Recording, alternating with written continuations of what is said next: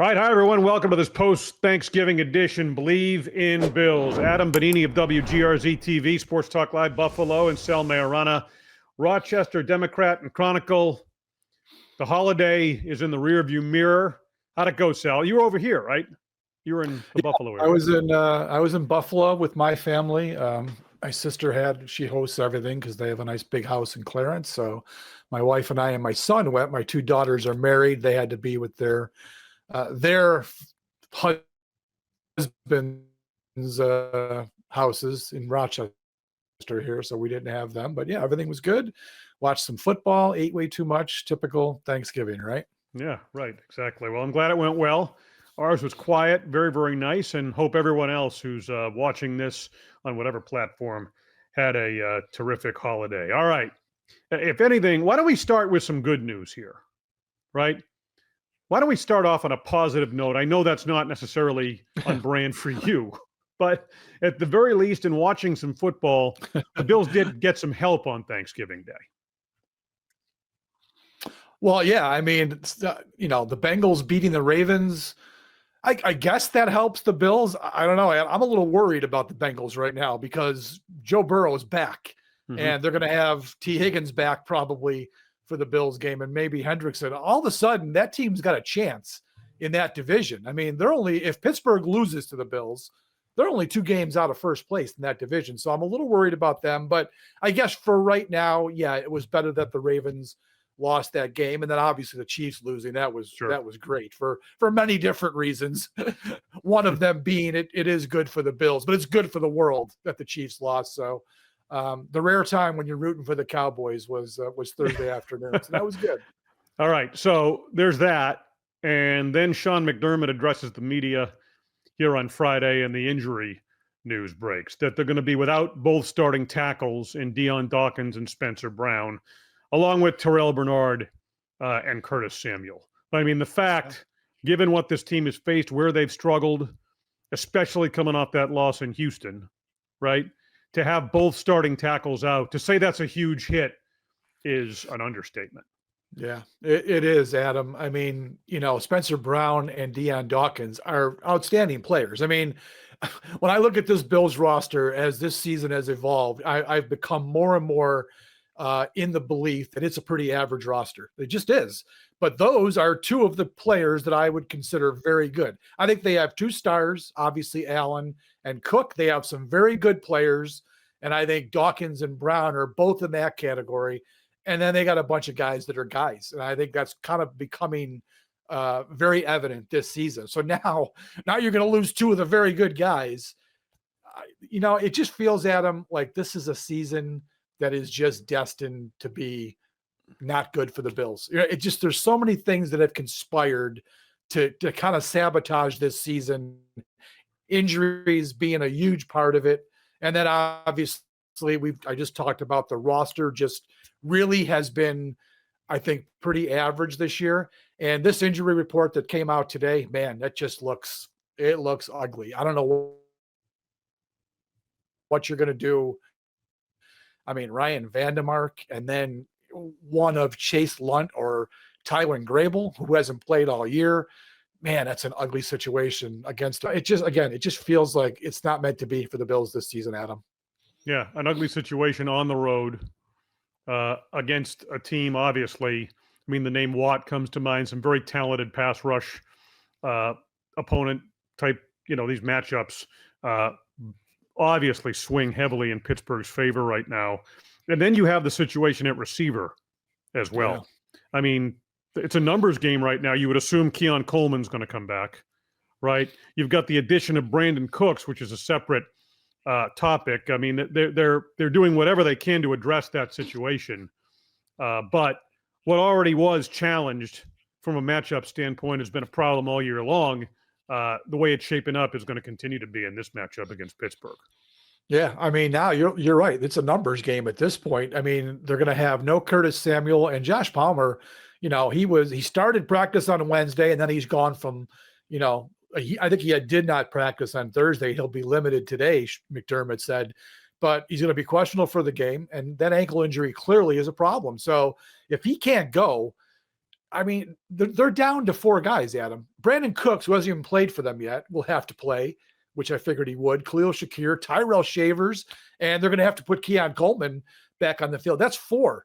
So, I mean, it's a very real possibility. And McDermott was asked this morning in his presser about Elijah Moore, who they just cut because of, signing Cooks. It's a possibility you could see Elijah Moore back on this team at some point this weekend, because that would only give them 5. I mean, you go into a game almost all the time with 5. They've only got 4 if Palmer can't play, and it's a possibility that he can't. So, yeah, their wide receiver room has been an issue all year, but it was more of a lack of production issue. Now it's a nobody available issue. It goes from bad to worse for this team. So, yeah, I mean, that's a big, big problem for the Bills. Dalton Kincaid, too, is still questionable. Right. That's one of your best receivers. He might not be able to go. So, like I said, Adam, I picked the Bills to win early in the week. Mm-hmm. I am not feeling good about that pick, the way this injury situation played out this week.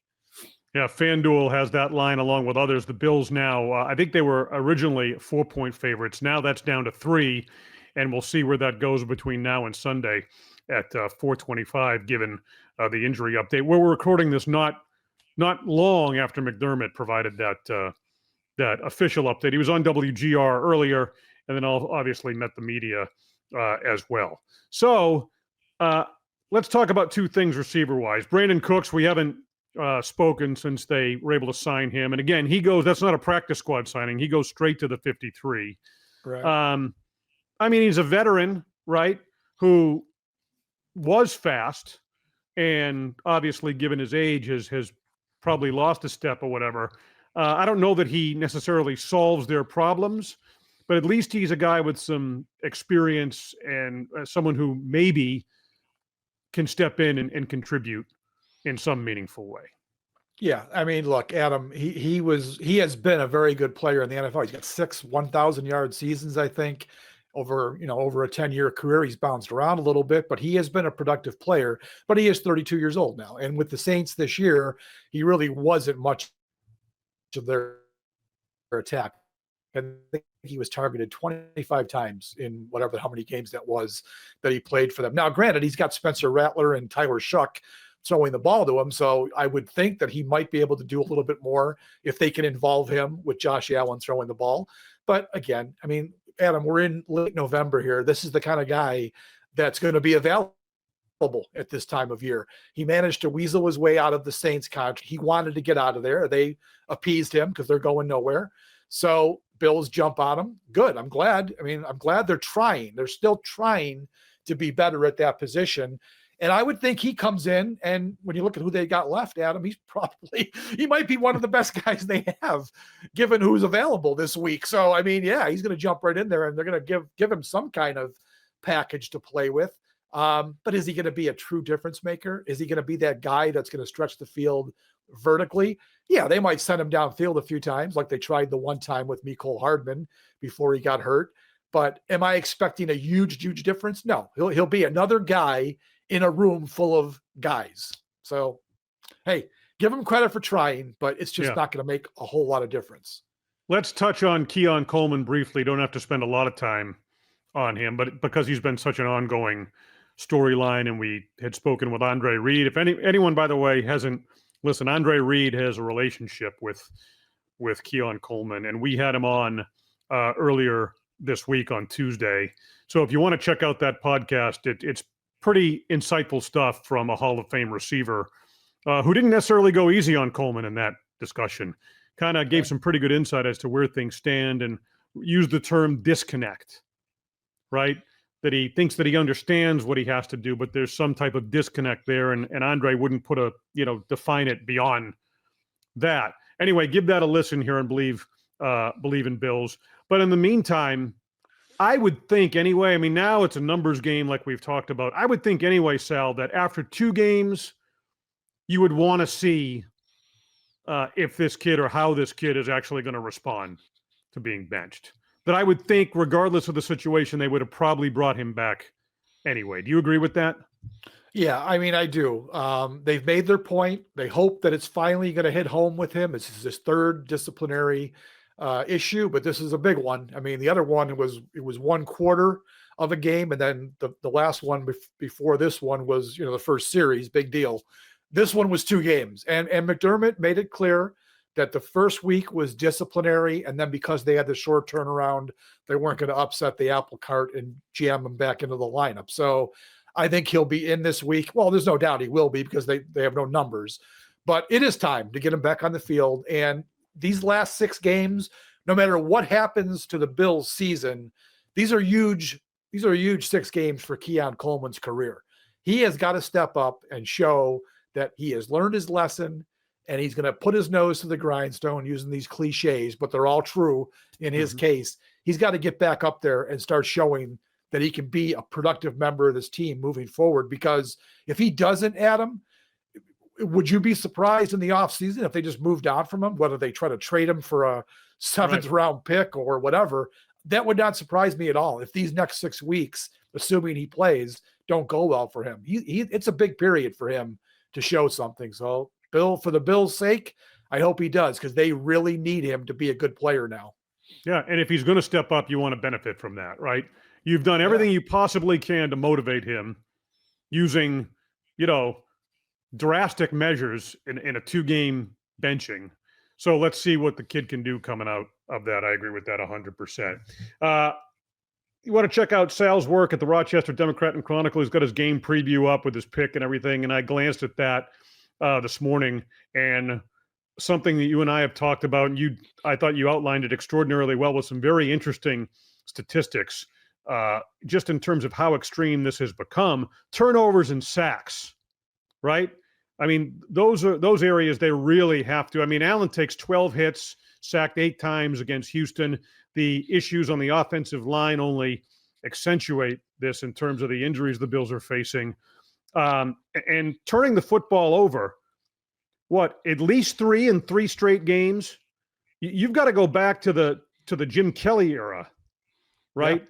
Yeah. To see numbers like that, which has been such a turnaround from what it was last season, where the Bills, protected the football extremely well. So, I mean, those 2 areas illustrate kind of where things are offensively for this football team right now.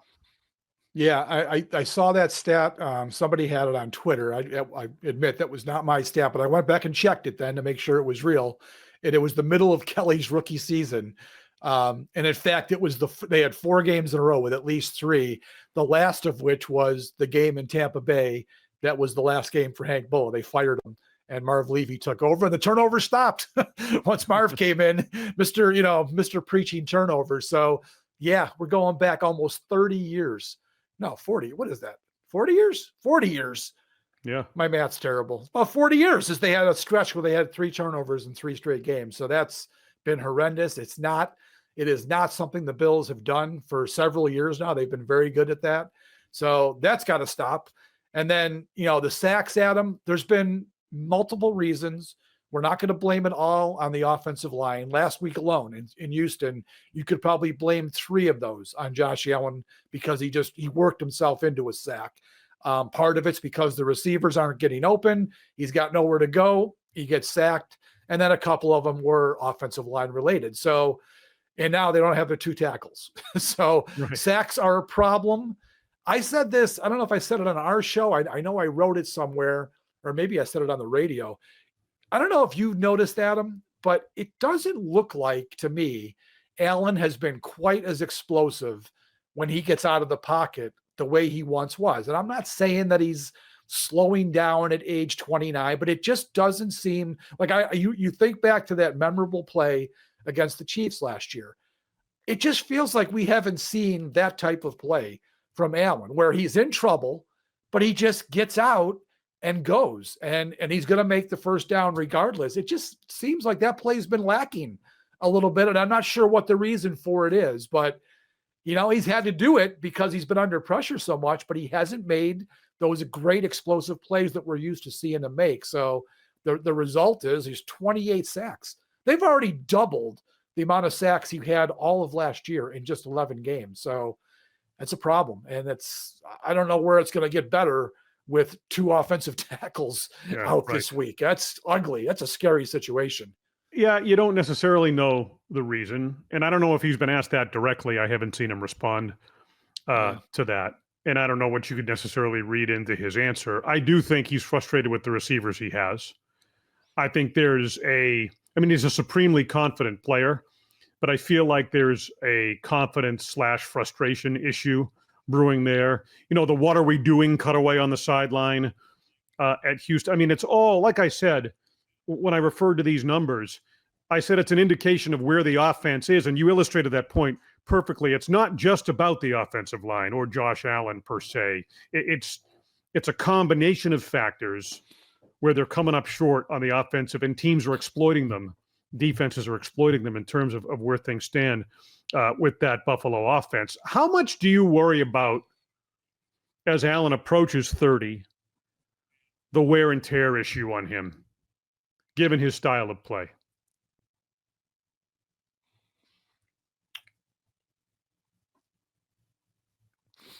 I am locked up, Adam, and I missed that last comment. Oh, I'm sorry. Okay, having a little bit of internet. How much are you worried about wear and tear on Allen?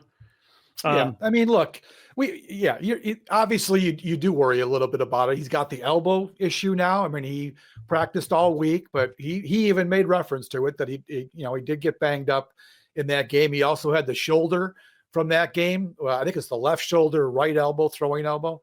So yeah, he has taken some hits this year, uncharacteristic for the Bills to allow that to happen. Brady has really dialed back the design run, so he's not taking those hits, but they still call on him for the tush push and, short yardage stuff down by the goal line. So yeah, I mean, it is a little bit of a concern how much he's getting hit this year. McDermott said it. He said, we can't live like that. He said it after the Houston game. This is unsustainable.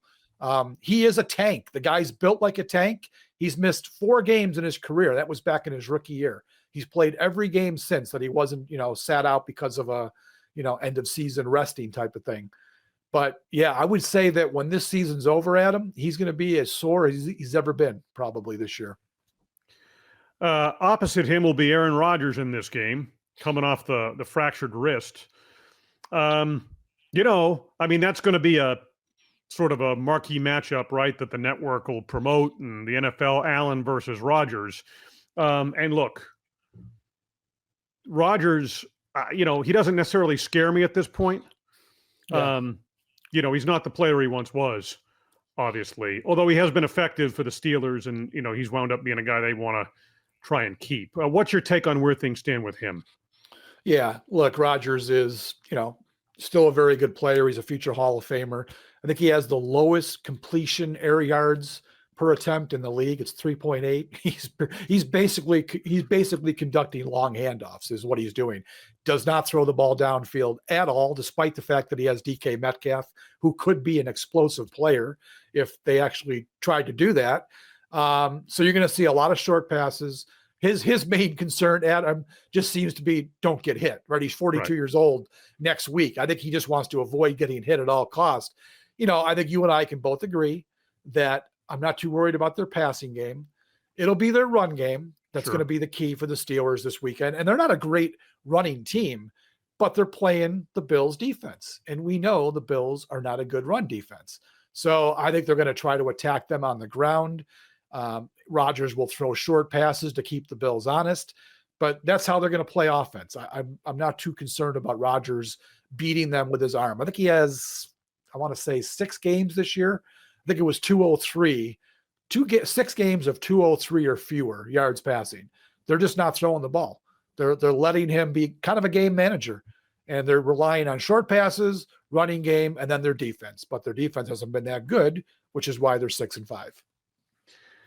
Steelers, by the way, 27th in rushing in the National Football League. So again, but those numbers they haven't necessarily mattered, right? Yeah. Given the Bills' shortcomings, the entire football world knows that they've struggled in that area. Let's get back to the offense here before we wrap this up. How important is the run? Steelers are middle of the road, 15th against the run in terms of defending it. And there's the issue of Joe Brady. There's a lot that could be baked into this response, I guess. His lack of creativity or response, certainly lack of response within games, right? I mean, that's where he struggles the most as far as I'm concern. How important is it to really get James Cook going? Yeah, I mean, Adam, it's important every game now with this wide receiver room and the possibility that Kincaid's not playing. How can we really trust this Buffalo passing game to get it done? James Cook has got to be the focal point for the Bills. They've got to get him going. And they've done a great job of it all year. He's second in the league in rushing. And Spencer Brown, who's the best run blocker on the offensive line, you're not going to have him. So it's going to be tougher to do it this week. So they've got to find a way. Cook has got to be probably not going to be great. I'm hearing it's going to be like a rain-snow mix. That field could be a disaster, Adam. Sure. I guess they just played 4 high school championship games. Miami and Pitt, University of Miami, is playing Pitt Saturday on that field. It's a grass field, people. And then the Bills Steelers the next day. So that field could be a quagmire. I mean, I don't know. We'll see. But that's going to impact probably both offenses. It's going to be a little bit tougher. So, yeah, run game is going to be huge. But it always is with the Bills, with this pass receiving group. They've got to establish the run, and they better be good at it, because if not, it's going to be tough to score against the Steelers. Injury is a major factor, like we have talked about. The Steelers right behind them in the race for that final playoff spot in the AFC as it stands right now. You know what, Sal? Understanding all the challenges they face and everything we've outlined here on the show, this is a game you go in and win if you're Buffalo. Yeah, well, I'm not sure the Steelers are all that good with an aging future Hall of Fame quarterback, understanding all of that. Mike Tomlin coach team, right? Well coached. So he'll have something up his sleeve and he'll know how to diagnose what's going on with the Bills. But, I mean, they're all massive at this point. But in this stretch, with that team sort of breathing down your neck, you've got to go in, and where the Bills haven't played well by and large on the road this season, they've got to go in and get this thing done. Well, they absolutely do. And I was feeling a whole lot better about it 5 days ago before this injury situation. All of a sudden, I did not expect that Dion Dawkins was going to miss the game. I figured, he'd get through the concussion protocol and he'd be good to go. I knew Spencer Brown wasn't going to play. There was no way after that shoulder injury. And we knew Bernard was going to be out. But now, probably no Josh Palmer. Curtis Samuel, who cares? Doesn't matter anyways. But I felt better about the Bills going in and taking care of business before all this happened. Now I am really a little bit skeptical about what the Bills can do, minus 2 offensive tackles like this. So, yeah, it's a game they do have to go in and win. I'm questioning whether they're going to be able to do it. But, Adam, it is a huge game for both teams. I mean, it's just as big for Pittsburgh, too, which is why it's a little bit scary. I mean, if the Bills could win, they would have the head-to-head tiebreaker over both the Ravens and the Steelers. So no matter who wins that division, the wild card team, the Bills, would have the head-to-head, which could be really important, obviously. They've already got the head-to-head of the Chiefs, but, who knows what's going to happen there. But it's a big game from that standpoint.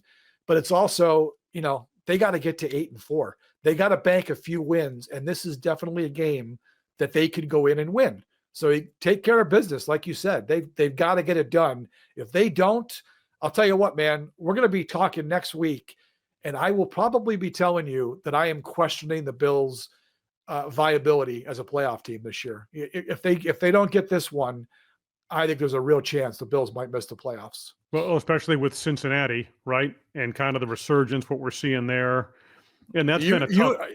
You tell me, do you think Joe Burrow can come in and beat the Bills right now? Yes, absolutely they can come. If they get T. Higgins back, which they probably will, right, and they'll have Chase, maybe Hendrickson's back, that defense all of a sudden, for whatever reason, they're starting to play better.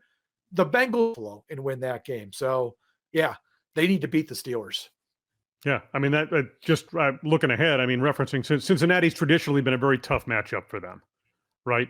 And for that defense. And I don't see that with Burrow kind of, reasserting himself back and healthy now. That could be an enormous challenge. And then, of course, you've got the trip to Foxborough as well. So got to get this one on Sunday. Appreciate it. Thanks for being with us here on Believe in Bills. 4:25 kickoff from down in Pittsburgh Sunday. Bills and Steelers. For Sal Maiorana, the Rochester Democrat and Chronicle, I am Adam Benigni of WGRZ TV, Sports Talk Live Buffalo, Monday night, 7 o'clock on Channel 2. Thanks for being with us here on Believe in Bills, presented by FanDuel.